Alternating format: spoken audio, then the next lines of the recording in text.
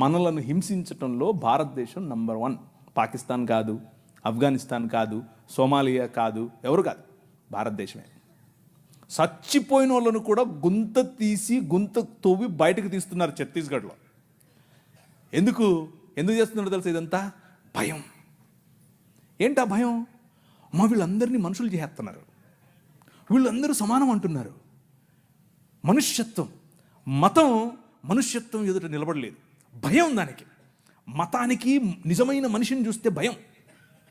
నిజమైన మనుష్యులను తయారు చేసేటటువంటి దేవుని రాజ్యం, నిజమైన మనుష్యత్వాన్ని ఈ ప్రపంచంలో వెలుగుగా ప్రకాశింపచేయటానికి పిలువబడినటువంటి దేవుని రాజ్యం.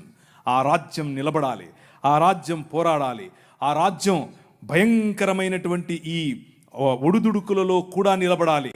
అలా నిలబడటానికి మీరు, మీ సమాజం, మీ సంఘం